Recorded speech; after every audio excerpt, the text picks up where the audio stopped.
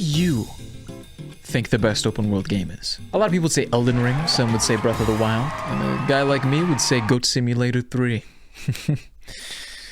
Just me?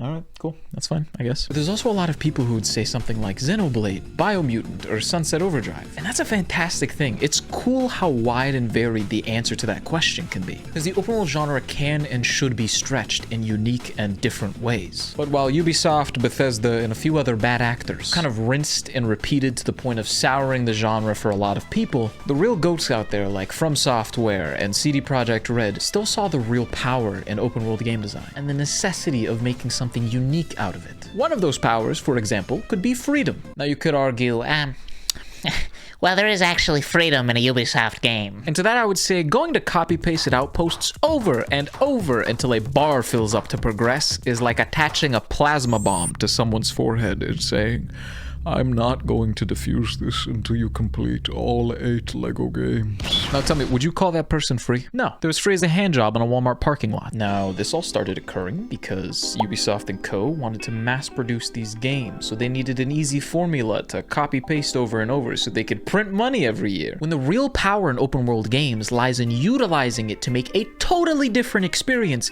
that fits your game. It's not just about walking around naked kicking rocks on a map the size of Pangea and calling that a day. No, it's how does your game's core gameplay and story fit into this larger space? What does that allow you to do that you couldn't in a linear format? For an open world game to stand out, you have to make some new shit. Like how in Monster Hunter World and Wilds, it allowed them to expand on and add in features that changed the playstyle of the game significantly. It's a very new and different experience, but still in the same franchise. Or in Sunset Overdrive, where having a large map allowed them to create this new and insanely fun traversal system that drives the entire game. And this isn't to say that non-open world games can't be creative or push the boundaries, because I think indie devs prove on a daily basis that you absolutely can. It's more like a different skill tree. You can expand your game in a different direction. And that's why when an open world game does something new and fresh, it feels like a revelation. It allows us to experience them in a way that's different from any other format. Like Elden Ring didn't just take Dark Souls and stretch it across fucking Europe. It changed the game design and created new systems to take advantage of that space, but also how you interact with it. You weren't just following waypoints to another identical activity. You were finding hidden caves, crackheads wearing unreleased Louis Vuitton, and entire amazing locations that didn't even need to exist for the main story. It didn't feel like it was just wasting space. It felt like it was filling it with meaning. Compare that to something like, I don't know, Far Cry 6, for example. I'm not saying it's a bad game, Bobby. But if you've played one, you've played them all, let's be honest. They're not reinventing the wheel. They're not even repainting the wheel. They're driving it on a different street a block away. And that's why games like Breath of the Wild and Tears of the Kingdom feel like you're snorting that za. The whole game was about exploring, experimenting, and seeing how accurate of a penis cannon you could build using alien goop technology. Climbing a mountain wasn't just, oh, I need to climb that to get to my next quest. It was more like, Wow, that mountain looks cool. I wonder what's up there. And then you find some fucking portal to a sky island and there's a dead god spirit on it and he teaches you advanced paragliding tactics he apparently used in military Black Ops missions to destabilize government.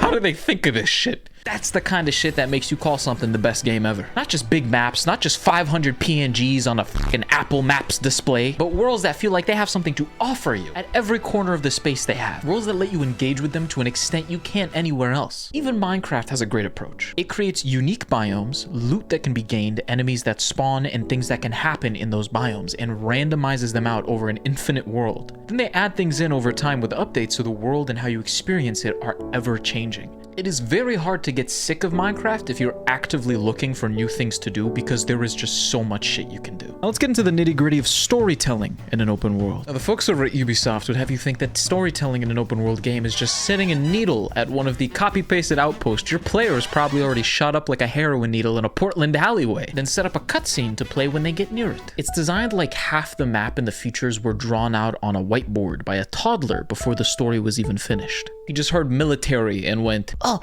Big forest, military compound, military compound, military compound. well, there are multiple good ways to tell a story in an open world game. That is not one of them. An approach that's getting really polished in games recently, like Elden Ring, Breath of the Wild, Witcher 3, and most Bethesda games, is the non-linear immersive route, where the order you do things in doesn't matter 100% of the time. The story will still progress and develop seamlessly depending on how you choose to go about it and approach the world. And you basically get to discover the story as as you explore. But this is very difficult to pull off properly unless everything in your world is done with immense attention to detail and intention. And the games I listed before do this seamlessly and uniquely to fit each of their games. Other than Starfield, I don't know how that game made it off the drawing board, much less got on it in the first place. But there are also open world games that stay mostly linear but do a brilliant job at it, like Cyberpunk, which uses the open world basically as a movie set intentionally built to serve the story and all of the amazing side quests that it has. And it's almost perfect. In my opinion, one of the best narrative open world games ever made, if not one of the best games ever made in general. We ignore the glitches. I didn't see them, they didn't occur. But the point we learn from all of this is that when a development team chooses to tackle this genre, they need to understand that the world is the backbone of everything. They need to be intentional in their design of it to host good gameplay and narrative, and build them into each other so that they can create new experiences and ideas that don't feel like other games or repeats of past iterations. They need to figure out what they're setting out to do and if an open world is even the right fit for it. And I need to get a refund on Starfield. Alright.